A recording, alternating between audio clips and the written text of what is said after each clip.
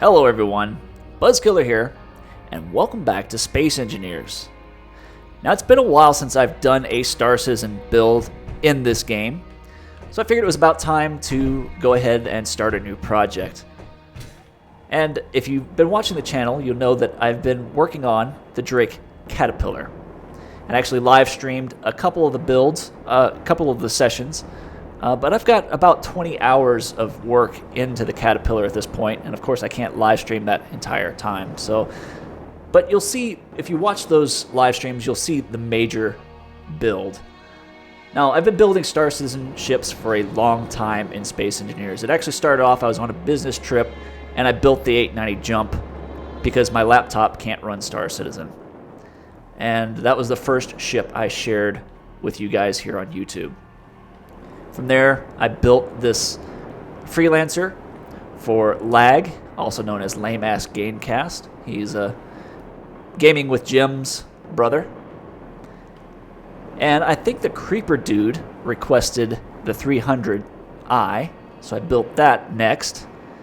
And then from there, of course, I upgraded them and created the 350R and the 325A. Oh, I also built the snub fighters here. These were, I think I built the 85X right after I built the 890 Jump, and the Merlin came along shortly thereafter. And then here's my Aegis Saber. This one's a little bit off scale with the rest of the ships. It's a little smaller, and that's because I had to use a standard cockpit for this ship. So it's not quite in scale with the rest. And then, of course, I have the Drake Cutlass here. And this ship, while it was a fun build, it's not the best of my builds. It was a quick down and dirty build, and yeah, the ship has some issues. It doesn't fly that great, and if you don't turn off thruster damage when you're using this ship, it'll chew itself up pretty bad. The thrusters will basically self-destruct the entire ship. And then, of course, there's the 890 Jump, which I've done several videos on. It started off with the base model with no mods, and then I started adding decorations. But you are here to see my latest build, and that is, of course, the Drake Caterpillar. Now, this ship, like the 890 Jump, is still in concept, so I had to take a few creative liberties. We're not sure what the new paint job looks like. I just took the paint job off of some images of the interior of the ship, where it's mostly dark grays with green and yellow highlights. It's got a little bit of the industrial vibe. I've got some unfinished blocks here that are there for aesthetic purposes. The engines, most of the thrusters are hydrogen thrusters. And that is because the hydrogen thrusters produce a lot more thrust than your standard ion thrusters. So these big main thrusters are the large hydrogen thrusters. These maneuvering thrusters are the smalls. And here you can see the large ion thrusters for retro thrusters to slow the ship down. So I've used a few mods on the ship, about 8 of them actually, but only 2 of them are actually required. So if you want to download this ship, all you have to do is download a couple mods, and you can get this ship on the Steam Workshop. You can see I do have a turret up there. That's another mod. And of course, the entire list of all the mods, if you want the complete ship, will be on the Steam Workshop page. And of course, if you want to download the ship, I'll leave a link in the description of this video, along with links to my workshop and some of my other builds, like the Revelin York hangar. But yeah, I think the ship came out actually fairly well. One of the things I added since the last live stream is I added some cargo doors here. I have a variant without these, as they're not the best looking cargo doors, and I can only get 3 of them to work because the wing's in the way here of the other 2. But yeah, they're a little clunky looking. So if you like a more streamlined appearance, I'll have the standard variant without the doors on the Steam Workshop as well. And of course, it has the front cargo door. Now, the problem with these doors is they do cause some issues when you're flying and you pull some hefty maneuvers. They can tear themselves loose and cause havoc. But, I mean, if you're careful, what I should do is probably add some landing gear in there to kind of soften or kind of lock them in. But if you're careful, you won't have an issue. So the command module is designed after one of the later images. It's not as streamlined. It's kind of thick and chunky. It's not as streamlined as the original concepts, but I wanted to stick as close to the newest version as I could. So let's go ahead and take a tour of the ship. We'll start off by entering through the bottom elevator. Now the ship is powered down, but it makes a lot of noise when it's at full power. So I'll just power up the auxiliary power here. Just runs on a couple generators that won't make as much noise. Come on. There we go. I've got power, but I hear power. But the elevator's not on. Ah. I accidentally turned it off. There we go. So the elevator brings us into the main engine room. You see I've got a few generators here. 2 of them are running. That's my auxiliary power. This is by far not the only generators in the ship. The rest of them are hidden behind that wall, actually. And I've got a few of the gyros here. The engineering station controls the elevator. Also, all the doors on the ship, you can close them using this button. The third button is for main power, which if I power it up, you'll hear the main reactors power on. And that makes a lot of noise. And then the 4th button is, I call it propulsion. It's all the gyros and the thrusters powered on, and that makes even more noise.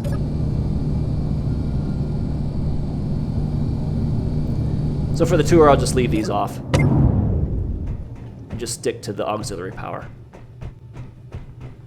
This ladder is another handy-dandy mod. You'll see it in the list. It is functional.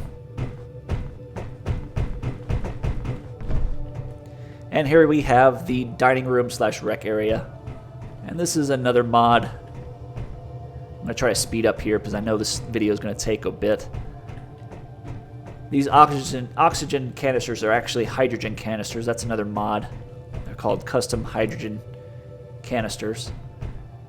They're much smaller than the full-size ones. And then you've got your rec room. This is, I believe, Eekster's mod as well.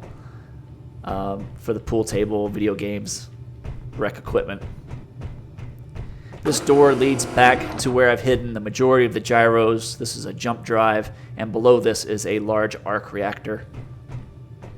There we go.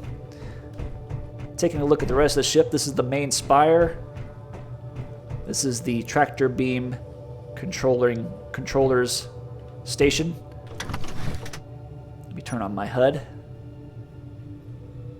And this guy can control all the doors on the ship. You can see I can open and close the cargo bay doors. And he also has access to those turrets that I pointed out. First I have to turn them on. And these turrets are another mod. But they're very powerful, very loud, and very slow to fire. That's their maximum rate of fire.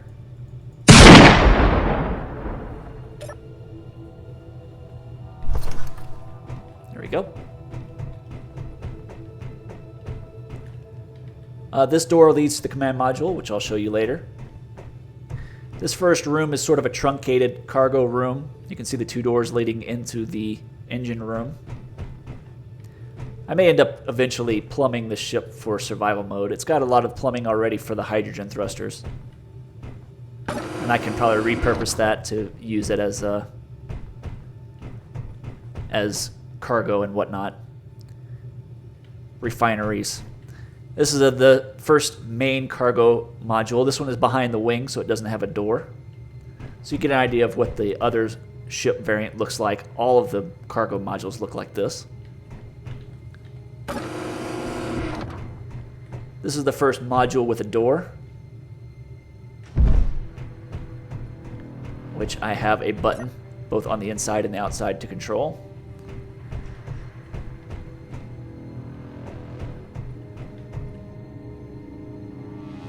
There you go. Turns the door into a ramp.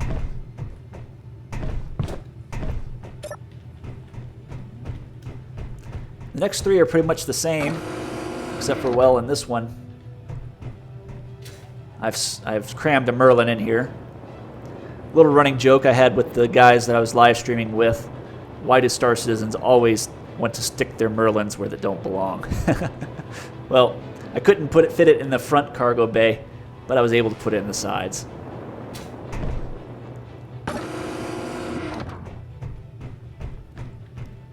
Third cargo bay, pretty much the same as the rest. Let's go ahead and go up the ladder here.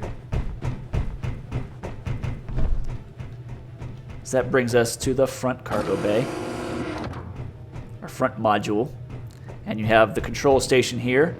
If you saw the ship shape, well, the one previous to the latest one, not the 100-year anniversary or 100 episode anniversary one, but the one that they did with Calyx Renault, you'd see in this room. And this guy can basically control the door and the turret on the front. And if we jump down,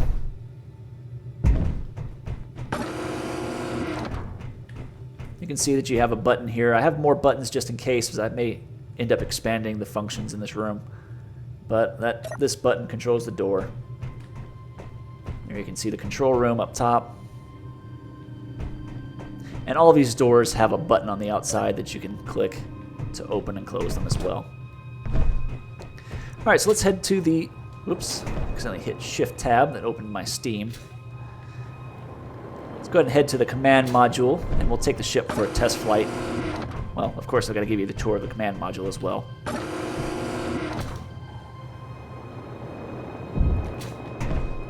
All right.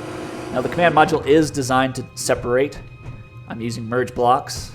I've got a camera there to help me line up on the target when I'm reconnecting the two ships.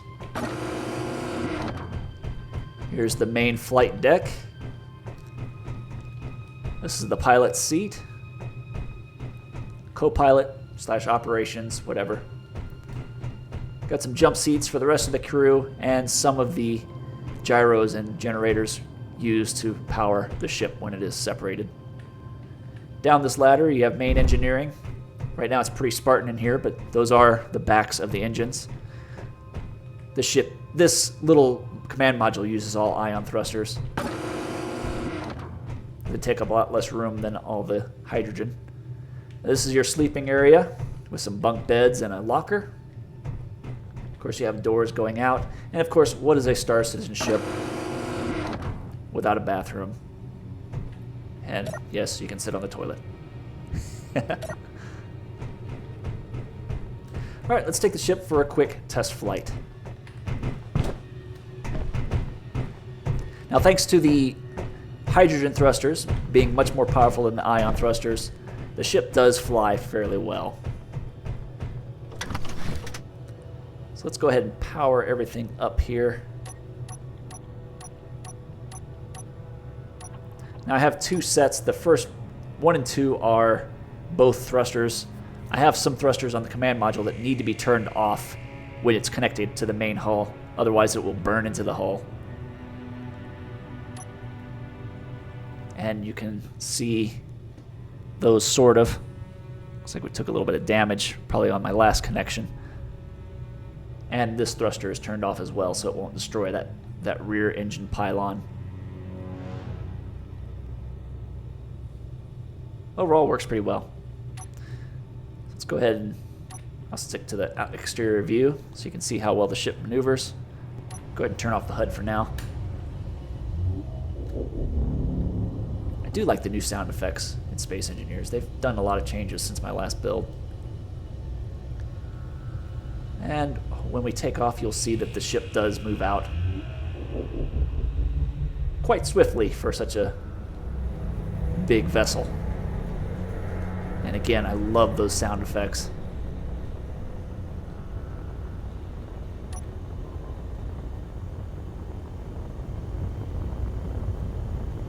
Turn my HUD back on.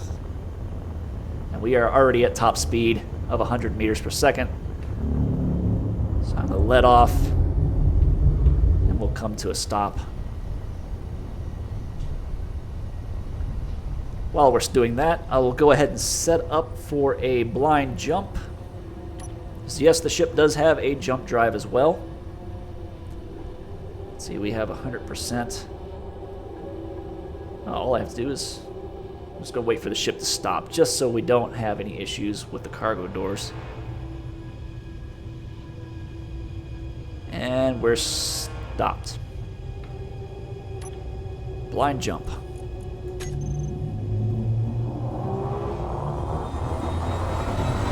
Cross your fingers. Please don't explode. 3, 2, 1.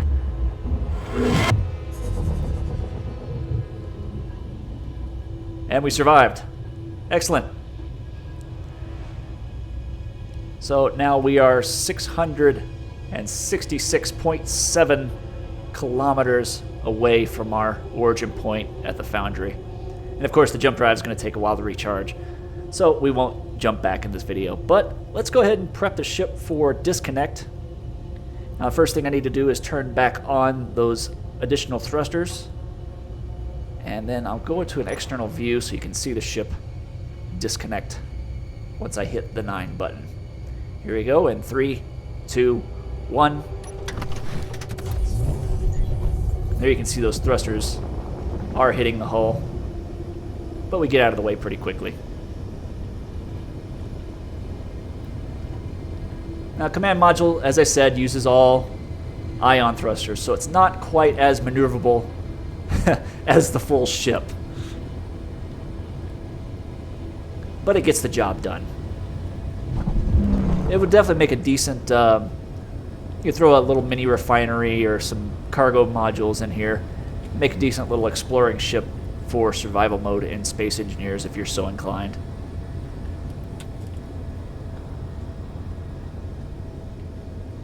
So go ahead and line back up.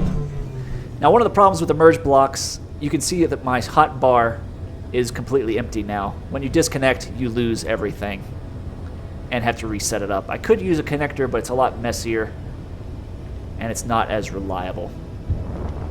So let me go ahead and get closely aligned here, and then we'll use the camera to get a more fine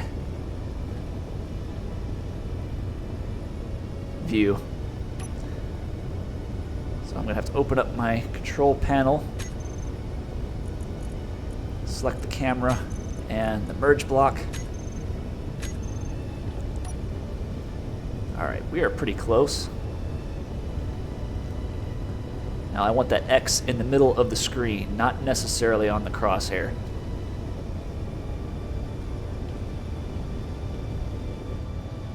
Just inch it forward.